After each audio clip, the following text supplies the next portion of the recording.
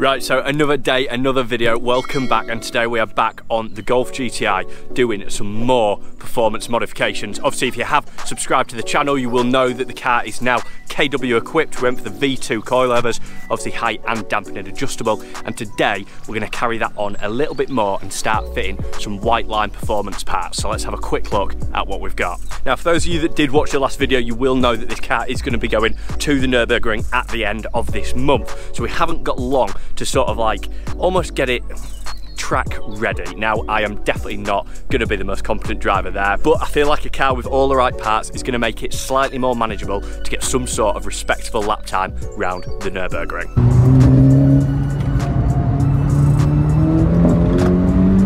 And so this is what we're going to be trying to fit today. Hopefully nothing goes too wrong, nothing's too seized or anything like that. This one, obviously a dead giveaway. That is, of course, an anti-roll bar. So it is a three-way adjustable anti-roll bar from Whiteline. That should really stiffen up the back end, just make it much more compliant. And then we've got a couple of bits like this. I'm sure everybody knows what this is. This is obviously an anti-lift kit. Comes with two different colour bushings. You've got the track bushing and also the standard black bushing in there. Now, this effectively reduces any sort of wheel hop on acceleration, which these cars are absolutely renowned for, and it should just reset the geometry. I believe it makes a little effective caster, keeps your car going in a straight line, improves turning, improves acceleration in terms of actually getting the power down, and should be a really good little upgrade. Last thing we've got, and this goes hand in hand with the coilovers that we have just fitted.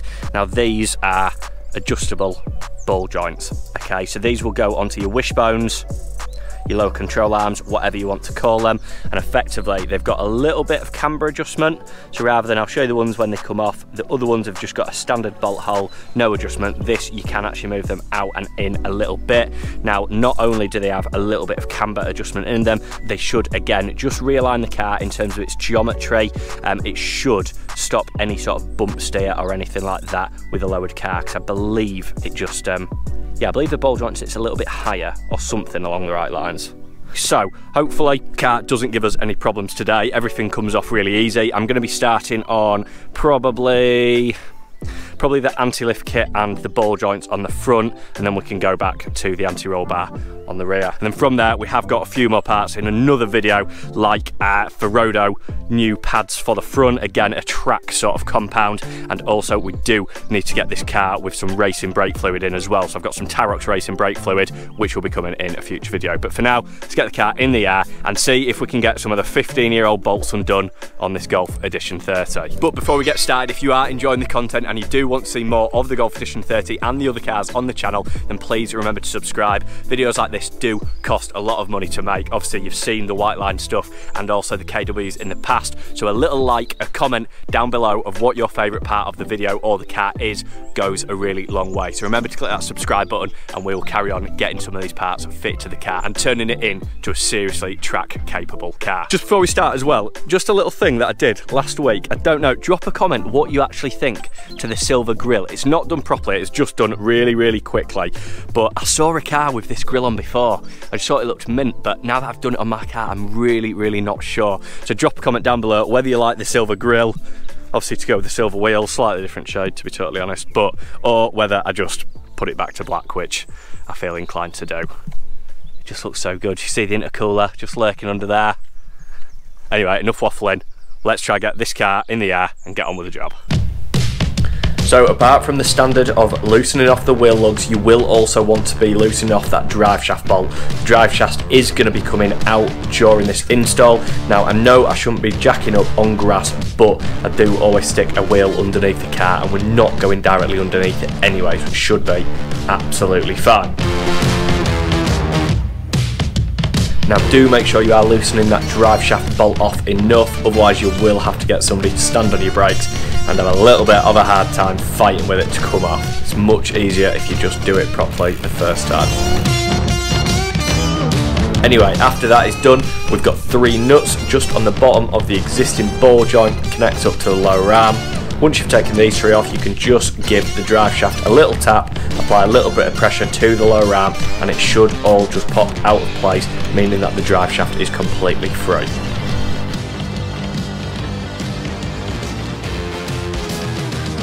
drive shaft is out and we are all removed, ready to do the ball joint. If you are doing this job yourself, I would just advise don't cut corners and try to do it without taking the drive shaft out. Unfortunately, this bolt just here will not effectively wind up. The drive shaft sits in the way. I don't know if it's obvious from there, but yeah, all you'll end up with is sort of a spinning ball joint, and then obviously you'll be halfway through the job and you'll have to put the car back on the ground just to release the retaining nut from the drive shaft anyway. So yeah, the easiest thing to do, just get that drive shaft out under those 3 little bolts at the bottom, and then it should present you with the top nut here, which has actually got sort of a Torx head in there just so the ball joint doesn't spin. So that is the next job, and then we can get the new one back on. Okay, so that is the first one off. Very quickly, just going to show you the difference, because there is actually more difference than I thought there was going to be. This is the old one, as you can see, a little bit rusty, but it did come off fairly easy. And this here is the new one. Now, very hard to hold these side by side, but the ball joint on the new Whiteline one actually just sits so much higher, so it's definitely going to play a part in the geometry. But yeah, so we can get rid of that old rusty one, get the new one on, and of course it comes with all the new nuts and bolts and everything to sort it out, get it in place, and then hopefully give the front end a little bit of camber as well, which should obviously improve general handling and specifically any sort of time on the track. So let's get this new one back on, and then we can get on with the other little bits.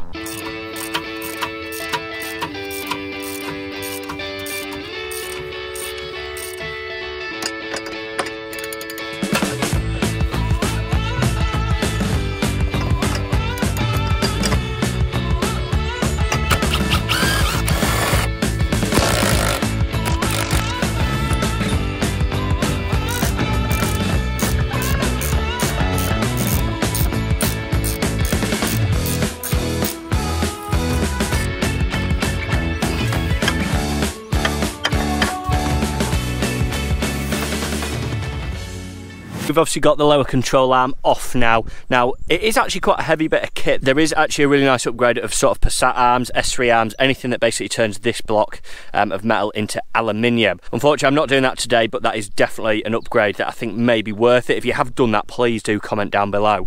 But I think, hopefully, this is going to not put up too much of a fight.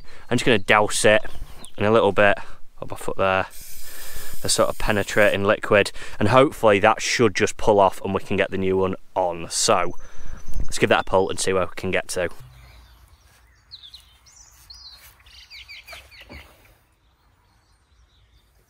So once again, I'll come over to the box and I'll just show you the difference between the two. Just need to figure out which one it is. I think it's that one. And effectively that is what we are replacing. Now, if you can see, that bush is completely hollow, so there's loads of sort of flex in that. This one is effectively just completely solid. There's a few little holes, I don't know how well you can see, but yeah, in comparison, much more solid. Now, they do actually come with a couple of different bushes. There's a red one and a black one. I'll just find the instructions. So that's it. This anti-lift kit is supplied with 2 extra bushing inserts in red for motorsport activities only. So I've decided I'm just going to leave those black bushings in, which are the standard ones, not the motorsport ones. So I've come to the realisation that actually we're going to the Nürburgring, but this car is going to be used on road much more than it is track. So effectively, this is one that's going back on. I've got a little pouch of grease here. It says just grease up the middle. It should just slot onto that. So hopefully that's going to be simple, go on easy. That's all going to go back together easy, and this is going to be a really nice job. So yeah, let's see if that continues.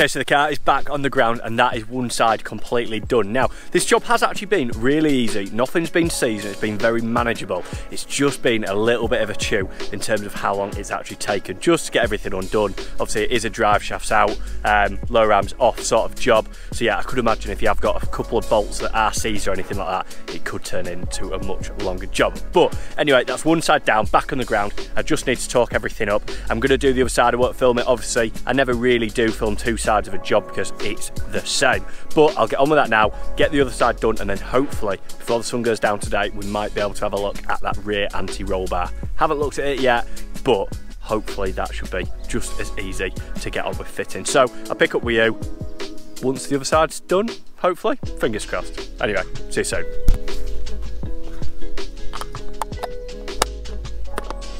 And there we go, the car is back on the ground and the anti-lift kit and also the new ball joints are all in place, sorted, torqued up, and we are ready to go.